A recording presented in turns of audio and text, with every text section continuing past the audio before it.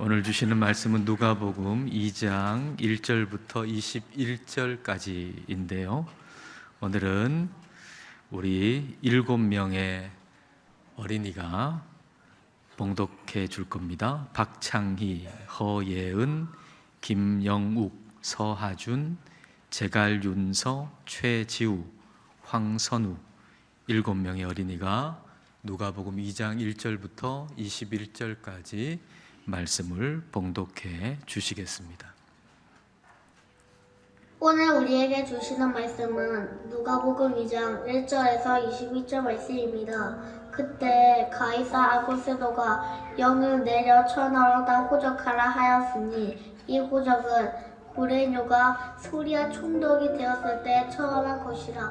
모든 사람이 호적하러 각각 고향으로 돌아가매 요셉도 다윗의 집 족속이므로 갈릴리 나사렛 동네에서 유대를 향하여 베들레헴이라 하는 다윗의 동네로 그 약혼한 마리아와 함께 호적하러 올라가니 마리아가 이미 잉태하였더라. 거기 있을 그때에 해산한 날이 차서 처자들을 낳아 강보로 싸서 부유에 이었으니 이는 여관에 있을 곳이 없음이로라.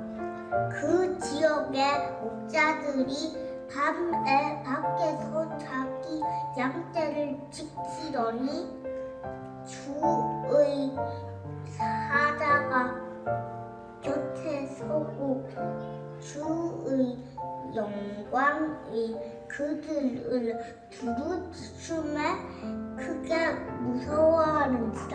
천사가 이르되 무서워하지 말라. 보라, 내가 온 백성에게 미칠 큰 기쁨의 좋은 소식을 너희에게 전하노라. 오늘 다윗의 동네에 너희를 위하여 구주가 나셨으니 곧 그리스도 주시니라.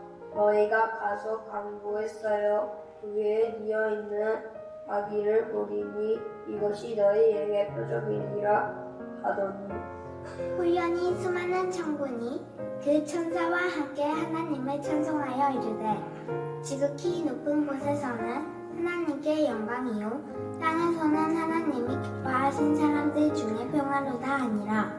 천사들이 떠나 하늘로 올라가니 목자가 서로 말하되 이제 베들레헴으로 가서 주께서 우리에게 알리신 바 이 이루어진 일을 보자 하고 빨리 가서 마리아와 요셉과 부유에 누인 아기를 찾아서 보고 천사가 자기들에게 이 아기에 대하여 말한 것을 전하니 듣는 자가 다 목자들이 그들에게 말한 것들을 놀랍게 여기되 마리아는 이 모든 말을 마음에 새기어 생각하니라. 목자들은 자기들에게 이르던 바와 같이 듣고 본 그 모든 것으로 인하여 하나님께 영광을 돌리고 찬송하며 돌아가니라.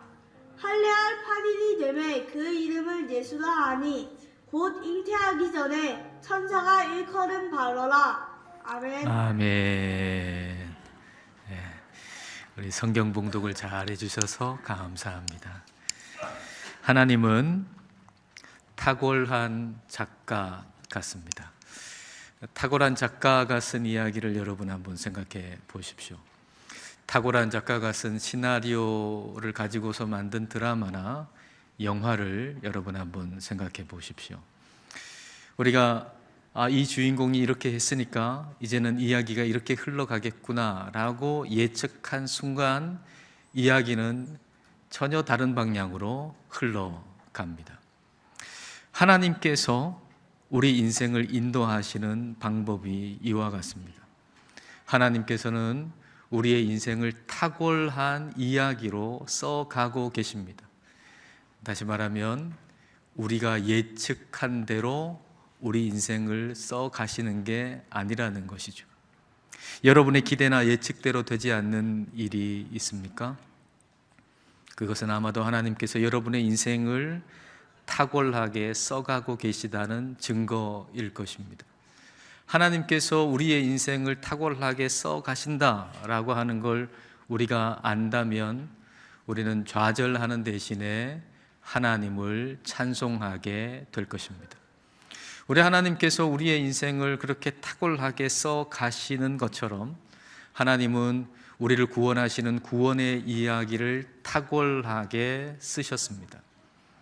우리 하나님이 이 땅에 사람이 돼서 아기로 베들레헴, 이스라엘의 그 베들레헴에 태어나신 것부터 여러분 한번 생각해 보십시오. 예수님께서 베들레헴에 태어나신다라고 하는 것은 우연히 어쩌다가 생긴 것이 아니고 이미 우리 하나님께서 그렇게 아기 예수님께서 베들레헴에 태어나신다는 걸 미리 말씀하셨죠. 미가 선지자를 통해 가지고 예수님 나시기 벌써 한 700년 전에 그 말씀을 하셨습니다. 자, 미가서 5장 2절 말씀을 같이 한번 읽어볼까요? 베들레헴 에브라다야 너는 유다 족속 중에 작을지라도 이스라엘을 다스릴 자가 내게서 내게로 나올 것이라. 그의 근본은 상고에 영원에 있느니라. 베들레헴은 유다 족속 중에 작은 마을이지만 그러나 그 베들레헴에서 우리 아기 예수님께서 우리를 구원하신 그 예수님께서 거기서 태어나신다라고 미리 말씀을 하셨습니다. 자, 그러면 이 말씀을 이루시기 위해서 가장 좋은 방법은, 우리가 생각할 수 있는 좋은 방법은 그 베들레헴에 사는 여인을 선택하는 게 가장 좋지 않겠습니까? 베들레헴에서 아기 예수님이 태어나신다면 그 베들레헴에 살고 있는 여인을 선택하는 것이 가장 좋은 방법인 것 같은데, 우리 하나님께서는 그렇게 하시지 않고 베들레헴이 아닌 베들레헴에서 한참 위에 있는 갈릴리에 살고 있는 마리아를 선택하셨습니다. 갈릴리에서 베들레헴까지, 만약에 지금 우리가 이스라엘 가가지고 여행을 한다면 갈릴리에서 베들레헴까지 검색을 해보면 한 150km쯤 떨어져 있고요. 차로 운전해서 가면 한 2시간쯤 운전해서 가면 갈릴리에서 베들레헴까지 갈 수 있습니다. 근데 그때는 그렇지 않잖아요. 그런 도로도 없었고 차도 없었고 걸어가야만 하는 그런 상황이란 말이죠. 그런데 이제 출산을 앞둔 여인이 그 먼 거리를 걸어간다는 건 생각하기 힘든 일입니다. 베들레헴이 부산이라고 한다면 갈릴리는 한 구미쯤 되거든요. 여러분 생각해 보세요. 구미에서 이 부산까지 출산을 앞둔 여인이 걸어가지고 아이를 여기 부산에서 낳아야 되겠다 하고 걸어오는 여인이 누가 있겠습니까? 그런 여인을 생각하기는 쉽지 않은 것이죠. 근데 이 메시아가 베들레헴에서 태어난다 그랬는데 예수 그리스도를 잉태한 여인은 저 갈릴리에 있는 마리아란 말이죠. 근데 하나님께서 이걸 어떻게 하실까? 베들레헴에서 이제 아이가 태어나야 되는데, 근데 마리아는 갈릴리에 있단 말이죠. 하나님께서 온 인류를 구원하시는 이 일, 근데 그거하고는 아무 상관없어 보이는 일을 통해서 이 말씀을 성취시키십니다. 자, 오늘 본문 1절을 보겠습니다. 자, 같이 읽어볼까요? 그때에 가이사 아구스도가 영을 내려 천하로 다 호적하라 하였으니, 가이사 아구스도는 로마의 초대 황제예요. 이 황제가 아무래도 세금도 걷고 그리고 나라를 제대로 또 통치하기 위해서, 수월하게 하기 위해서 호적을 하라라고 하는 명령을 내립니다. 그러니까 그 사람들이 다 본적지로 가야만 했습니다. 그래서 요셉과 마리아도 자신의 본적이 베들레헴이에요. 그래서 자기의 본적지로 가야만 했던 것이죠. 자, 4절과 5절 말씀입니다. 자, 같이 읽을까요? 요셉도 다윗의 집 족속이므로 갈릴리 나사렛 동네에서 유대를 향하여 베들레헴이라 하는 다윗의 동네로 그 약혼한 마리아와 함께 호적하러 올라가니 마리아가 이미 잉태하였더라. 로마 황제가 이제 호적하라라고 하는 그 명령 때문에 마리아는 갈릴리에서 베들레헴까지 그 먼 거리를 걸어가지고 오게 되었고, 그리고 예수님은 그래서 베들레헴에서 태어나게 되신 것입니다. 호적하라는 왕의 명령은 하나님께서 우리를 구원하시는 구원의 일과 아무 상관없어 보이는 일이었는데 그 일을 통해서 하나님이 그 약속을 성취시켰다는 겁니다. 여러분, 오늘 우리의 삶의 이야기도 하나님은 그렇게 쓰십니다. 나하고는 아무 상관없어 보이는 그 일, 나하고는 아무 상관없어 보이는 그 사람을 우리의 인생의 이야기에 매우 중요한 요소로 우리 하나님은 사용하신다는 겁니다. 그래서 우리 인생에 그냥 흘려보내도 되는 일은 없습니다. 그냥 흘려보내도 되는 의미 없는 일은 우리 인생에 없어요. 의미 없는 만남도 없어요. 내 인생 가운데 저 사람과의 만남은 아무 의미도 없고 아무 쓸데도 없다라고 하는 그런 만남은 우리 인생에 존재하지 않는다는 것입니다. 탁월한 작가에게 하찮은 것 없잖아요. 탁월한 작가에게 하찮은 것은 아무것도 없어요. 사람들이 하찮다고 여기는 그 인물을 탁월한 작가는 매우 특별하게 쓰죠. 탁월한 작가가 쓴 작품을 보면 이 사람은 아무것도 아닌 것 같은데 나중에 보면 그냥 그 하찮게 봤던 그 인물이 아주 그 이야기에 특별하게 쓰임받는 걸 우리는 보게 되잖아요. 하나님께서 쓰신 구원의 이야기에서 아주 중요한 역할을 맡은 사람은 사람들이 다 하찮게 여겼던 목자들이었습니다. 사람들이 무시하고 천대했던 그 목자들에게 우리 하나님은 매우 중대한 역할을 맡기셨습니다. 아마도 여러분 중에는 스스로를 보잘것없이 여기는 분들이 있을 겁니다. 오늘 우리 교회학교 아이들 함께 예배를 드리는데 우리 교회학교 아이들 여러분 마음속에도 스스로를 하찮게 여기고 자존감이 낮은 우리 아이들이나 학생들이 아마 분명히 있을 겁니다. 나는 가정 환경도 좋지 않고 그리고 똑똑해가지고 공부를 잘하는 것도 아니고 나는 뭐 하나 잘하는 것도 없다고 그렇게 생각하는 우리 어린이나 학생이 있을지도 모르겠습니다. 그러나 하나님은 바로 그 사람을 통해서 하나님의 탁월한 이야기를 써 나가기를 원하십니다. 여러분, 좋은 환경 타고나고 그리고 좋은 재능 타고나고 그리고 사람들이 호감을 가질 만한 것들을 타고난 사람들은 하나님을 의지 안 해도 충분히 살아갈 수 있다고 생각할 가능성이 상당히 높습니다. 가정 환경도 좋아요. 부족함 없어요. 재능도 많이 타고났어요. 그리고 사람들에게 호감을 줄 만한 것들, 요소들도 타고났어요. 그러니까 내가 가지고 있는 것, 타고난 것, 이거 가지고도 내가 하나님 의지하지 않고도 충분히 살아갈 수 있다고 생각할 가능성이 상당히 높습니다. 그러나 그렇지 않은 경우에는 타고난 것도 아무것도 없어요. 부족한 것 뿐이에요. 내가 봐도 내가 별로 싫어요. 그런 사람은요, 하나님 의지하는 것 외에 더 인생을 잘 살 길이 없는 거예요. 그래서 내 연약함 때문에 오히려 하나님의 복을 누리는 사람들이 있어요. 내 연약함 때문에 오히려 하나님을 의지하고 하나님의 복을 누리게 되는 사람들이 있단 말이죠. 바로 베들레헴의 목자들이 그랬던 겁니다. 자, 그렇다면 우리는 우리의 연약함을 하나님께 감사해야 합니다. 우리가 우리 스스로 생각하면서 하찮다고 여기는 건 말이죠. 내가 이것만 아니면 더 좋을 텐데 라고 하는 그 약점 말이죠. 우리의 연약함, 그것으로 인해서 하나님께 감사해야 됩니다.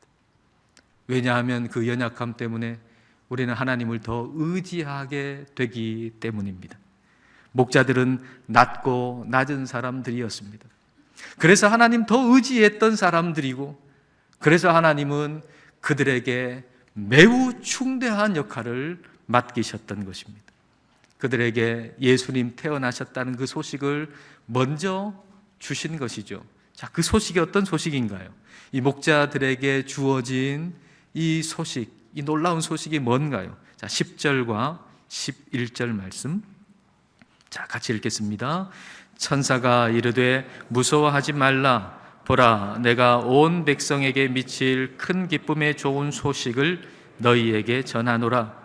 오늘 다윗의 동네에 너희를 위하여 구주가 나셨으니 곧 그리스도 주시니라. 예수님께서 태어나셨다는 이 소식이 모든 사람들에게 큰 기쁨의 소식이라 그랬어요. 모든 사람, 모든 죄인에게 큰 기쁨의 소식이 되는 이유를 그 나신 예수님이 누군가라고 하는 걸 두 개의 단어로 표현했죠. 두 개의 단어가 뭔가요? 구주와 주입니다. 구주와 주. 예수님이 나셨다는 게 왜 모든 사람에게 기쁨입니까? 그 예수님이 구주이시고 주이시기 때문에. 구주라고 하는 건 Savior, 구원자라는 겁니다. 이 땅에 태어나신 예수 그리스도는 구원자이세요. 죄인을 하나님의 자녀가 되게 해주시는 구원자. 그러니까 우리의 지위를 완전히 바꿔주시는, 운명을 바꿔주시는 구원자이신 거예요. 근데 그분은 구원자일 뿐만 아니라 우리의 주예요. 주님, 주인, 왕이에요. 구원자는 우리를 죄인에서 하나님의 자녀로 신분을 바꾸어 주셨다면 주님, 주인, 왕이신 예수님은 우리를 하나님의 자녀로서 살아갈 수 있도록 우리를 통치해 주시고 힘을 주시고 인도해 주시는 분이에요. 그러니까 우리 예수님은, 이 땅에 오신 우리 예수님은 우리의 운명을 완전히 바꾸어 놓으신 분이죠. 어둠에서 빛으로, 그리고 사망에서 생명으로 우리를 옮기신 분이에요. 우리가 조금만 좋은 데로 이사를 해도 그렇게 좋은데, 이거는 뭐 그런 이사와는 비교할 수 없을 정도로 하나님께서 우리를 이사시켜 주신 거예요. 이 기쁨의 소식을 하나님은 목자들에게 먼저 주신 겁니다. 그리고 목자들에게 그 베들레헴에 태어나신 아기가 구주이고 구원자이고 주님이시라고 하는 걸, 그분이 그리스도라고 하는 걸 알 수 있는 사인을 주셨어요. 사인을. 뭐 그때 태어난 아이가 좀 있을 거 아닙니까? 근데 이 아이가 그리스도라고 하는 걸 어떻게 아느냐 말이에요. 사인을 주셨어요. 뭘 보고 알 수 있죠? 이 아이가 바로 하나님이신 그리스도라고 하는 거, 메시아라고 하는 거, 뭐 보고 알 수 있습니까? 자, 12절 말씀 볼까요? 12절 말씀. 너희가 가서 강보에, 강보 포대기죠. 애기 싸는 포대기에 강보에 쌓여 구유에 뉘어 있는 아기를 보리니 이것이 너희에게 표적이니라 하더니, 포대기에 아기를 이렇게 싸가지고 구유에다가 이렇게 뉘어 놓은 그 모습을 보면 바로 그 아기가 그리스도라는 거예요. 구유가 뭐죠? 구유라고 하는 것은 말이나 소나 뭐 이런 가축에 먹이를 놓아두는 먹이통 아닙니까? 네? 뭐 길쭉한 나무나 또 길쭉한 돌 같은 거 이렇게 파가지고 거기다가 먹이를 넣어주는 먹이통 아니에요. 가축의 먹이통. 근데 아기를 포대기에다가 싸가지고 그 가축의 먹이통 위에다가 이렇게 뉘어 놓은 모습을 보면 바로 그 아기가 그리스도다. 그 아기가 구원자다. 그 아기가 주님이다. 라고 하는 걸 알 수 있도록 사인을 주셨다는 거예요. 이 말씀을 듣고 목자들이 가서 이렇게 찾아보니까 정말 그런 모습으로 포대기에 쌓여가지고 구유에 누워있는 아기를 발견하고는 기뻐하고 하나님께 영광을 올려드리고 찬송을 했다는 거죠. 20절 말씀입니다. 자, 그 기쁨을 한번 여러분 생각해 보시면서, 목자들의 그 심정을 한번 생각해 보면서, 자, 20절을 같이 읽겠습니다. 목자들은 자기들에게 이르던 바와 같이 듣고 본 그 모든 것으로 인하여 하나님께 영광을 돌리고 찬송하며 돌아가니라. 아기가 구유에 누워 있는 그 모습을 보고 너무 기쁘고, 그래서 하나님께 영광을 돌리고 하나님을 찬송했다는 겁니다. 근데 만일 여러분 생각해 보세요. 이 목자들이 하나님의 그 말씀을, 이분이, 이 아기가 그리스도라고 하는 그 사인이 포대기에 쌓여가지고 구유에 누워 있는 아기라고 하는 그 말씀을 듣지 못한 채 만약에 그 모습을 봤다면 어떤 생각이 들었을까요? 굉장히 불쌍했겠죠. 그렇지 않겠어요? 여러분 생각해 보세요.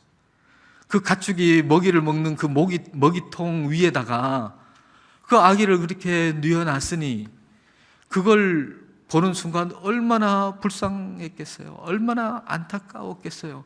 아니, 아기를 여기에 누이다니, 좀 좋은 곳에, 좀 편안한 곳에 좀 눕혀놓지 여기에 이렇게 눕혀놓을 수가 있을까 하고 굉장히 불쌍하게 안타깝게 여겼을 겁니다. 근데 이 목자들은요, 먼저 말씀을 들었거든요. 먼저 하나님이 주시는 말씀을 들었거든요.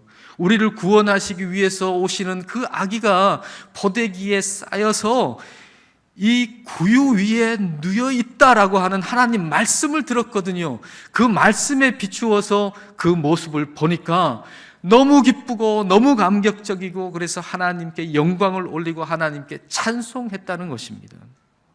먼저 세상을 보고 내 인생의 초라한 구유를 보면 너무 서글퍼지고 너무 쓸쓸하죠. 다른 사람의 SNS, 다른 사람의 인스타를 보면 다른 사람의 인생은 5성급 호텔 같은데 내 인생은 정말 초라하고 남루한 구유 같단 말입니다. 그러니까 우울해지는 겁니다. 여러분 마음속에 지금 우울함이 있습니까? 먼저 세상을 보고 다른 사람을 보면 내 삶은 우울해질 수밖에 없어요. 낙심될 수밖에 없어요. 좌절감이 몰려오는 겁니다. 그러나 먼저 하나님의 말씀을 듣고 내 인생의 구유에 우리 예수님이 계신다는 걸 보면 내 인생의 구유는 조금도 부끄러워할 것 없는 것입니다. 여러분의 인생이 지금 초라하게 여겨진다면 그 초라하게 여겨지는 것 때문에 부끄러워하지 마십시오. 그거는 부끄러운 게 아닙니다. 여러분의 인생에 지금 초라하게 여겨지고 떳떳하게 내가 뭘 했다라고 내세울 것 하나 없는 그런 인생이라고 여겨질 때 여러분 그것 때문에 부끄러워하지 마십시오. 오늘 우리의 삶이 5성급 호텔 같아야 성공한 인생이고 행복한 게 결코 아닙니다.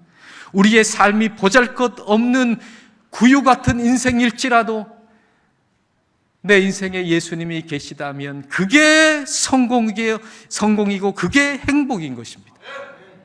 하나님이 사람이 되셔서 아기로 태어나시는데 모든 사람의 예측을 벗어나서 그 아기 예수님은 구유에 태어나셨습니다.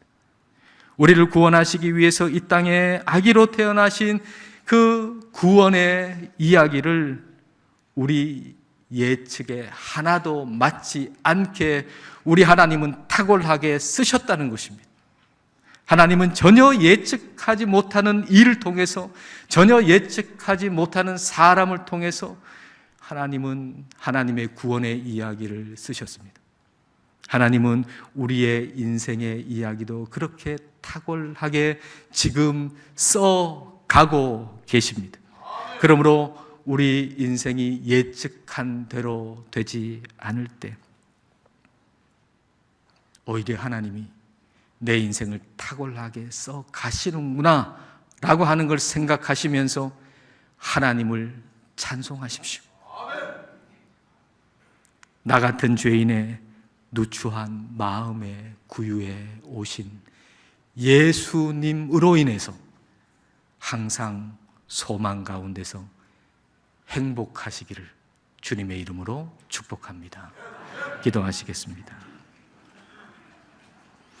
이 시간 우리 기도하실 때 우리에게 오신 아기 예수님을 여러분 한번 생각해 보십시다.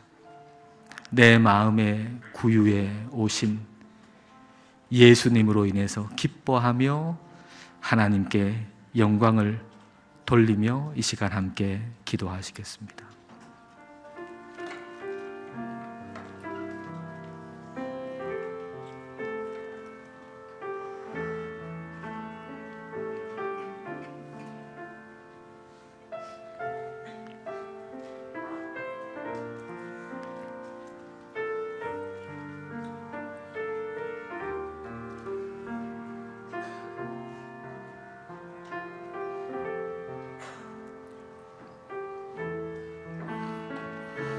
하나님 아버지, 죄인을 살리시려 독생자 예수 그리스도를 이 땅에 보내주심을 감사드립니다. 성령의 깨닫게 해주시는 은혜로 하나님신 예수님께서 아기로 베들레헴에 태어나신 그 놀라운 사랑을 알게 하셔서 감사드립니다. 우리로서는 상상도 예측도 할 수 없는 그 놀라운 구원의 역사를 베푸신 주님께서 우리의 삶도 탁월하게 써 가심을 믿고 감사드립니다. 우리의 삶이 5성급 호텔 같아야 행복한 것이 아니라 비록 구유같이 비천할지라도 그 안에 계신 예수님으로 인해서 기뻐하고 찬송하게 하옵소서. 죄인의 누추한 마음에 구유에 오신 아기 예수님으로 인해서 이 나라가 온 세계에 사는 모든 이들이 행복하게 하옵소서. 예수님 이름으로 기도드립니다. 아멘.